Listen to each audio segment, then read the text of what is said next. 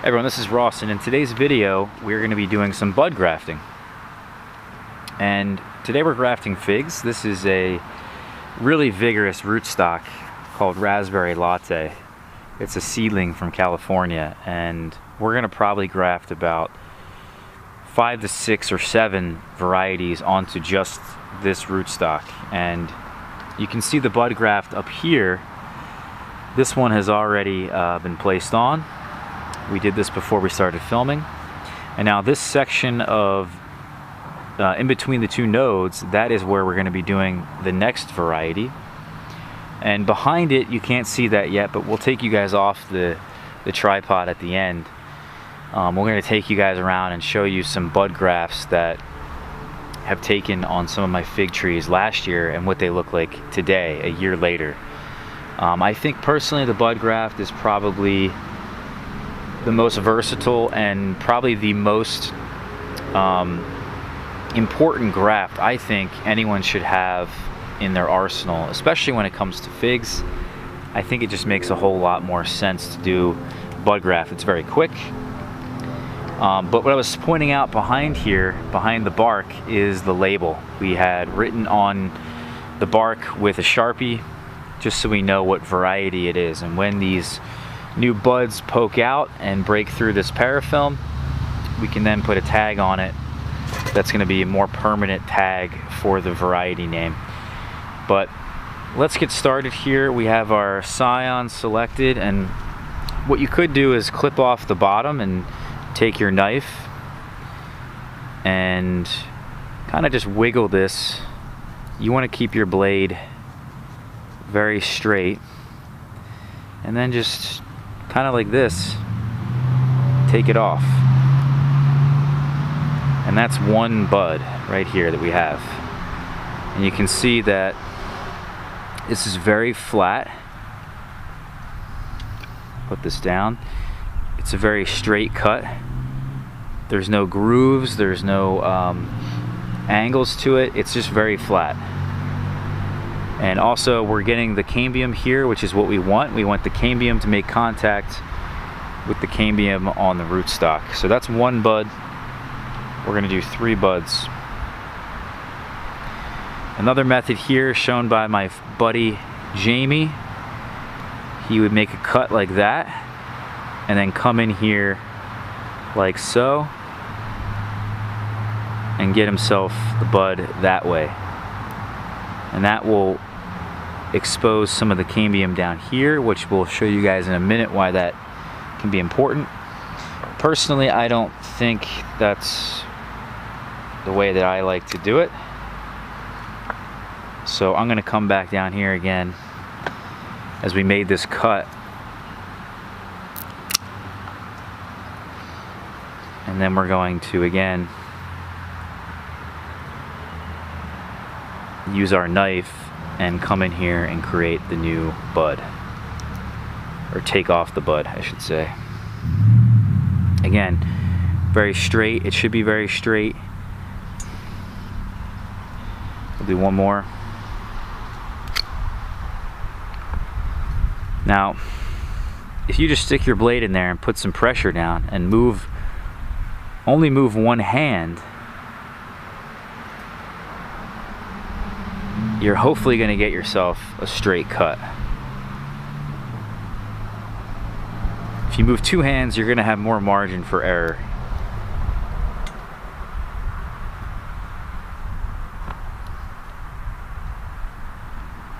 I'm going to shorten that one up just a bit.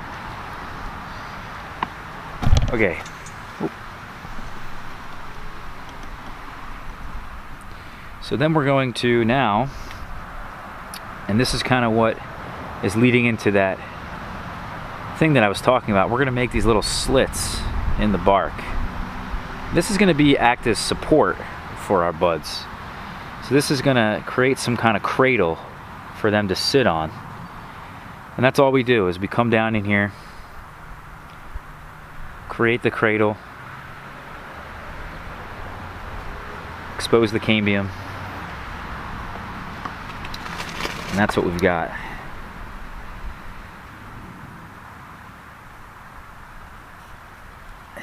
It's really that simple. Now, the goal here is that one of these three is going to take. I'm not expecting all three to, but if one of them does, that's a success. And what you should ideally have is the perfect width here to match the perfect width there. But that isn't always going to happen. What you can do is come in here and shave down this even further and make it a bit wider if you need it. Or you can come in here with your bud and put it on a bit of an angle. I don't like how that one's situated. So we can kind of put this thing on a bit of a slant. And that's not really going to matter because you just want good contact. We just want this to stay in place and not to desiccate, while then this bud eventually grows and strengthens this point here. So putting this in sideways may create some weakness, but down the road it's not really going to matter. And we're just going to stick all these in here wherever I can get them in.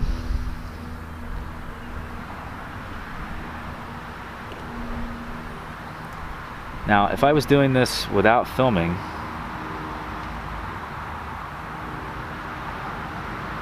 this would probably take me about 5 minutes to do these three.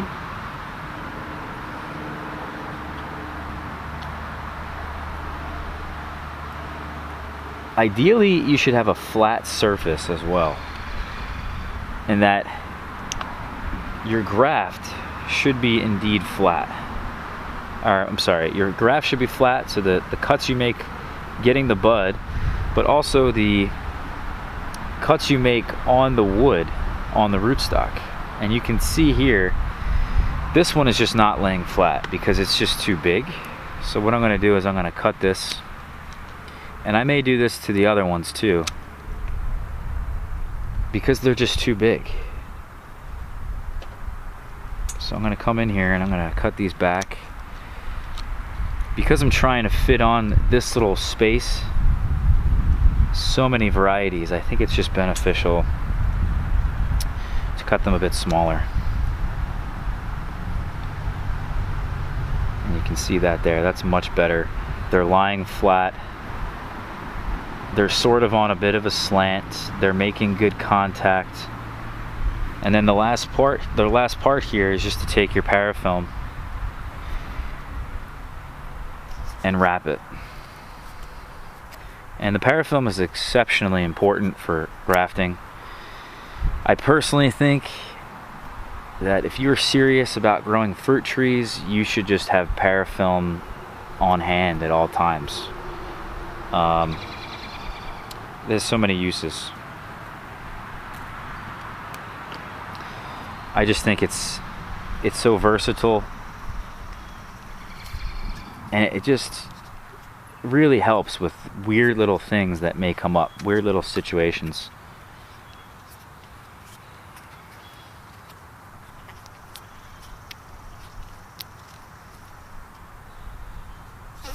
It's a really nice day here in Pennsylvania. And if you're curious about what time of the year this is, again, it's pretty soon after these trees have woken up. They've been awake for about 3 weeks minimum before considering doing this, and the sap flow is a bit high. So now I want to take you guys off the tripod and move you around.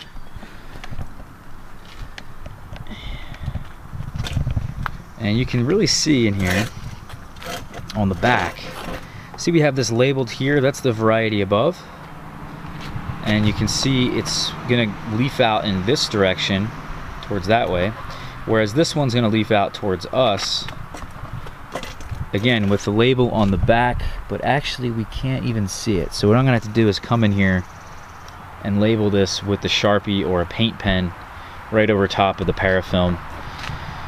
But the ideal goal here is that this one's going to leaf out this way, this one's going to leaf out towards us, the next one's going to leaf out in that direction or even in that direction, and that's kind of what we're doing. We're forming the scaffolds right now. We're forming that permanent structure because all we have is a single stem whip. So this whip's actually about 2 or 3 years old now, so we can do kind of whatever we want to this and form it in any direction we want, because what it used to look like, this whole piece here was on top, and this is all that branching that we cut off. So we're kind of starting over. We're also doing this not only to have many varieties, but to also reduce the height on that particular tree. It was probably the tallest tree I had.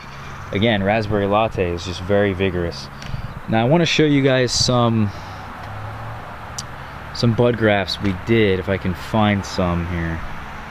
I know I have quite a few in the greenhouse. Let's see.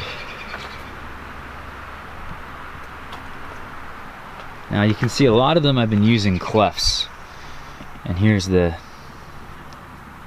scar there. The cleft graft forms real nicely, but it doesn't always work. It doesn't always make sense to use it.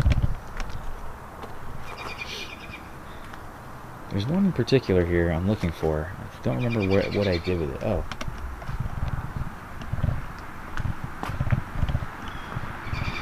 So this tree here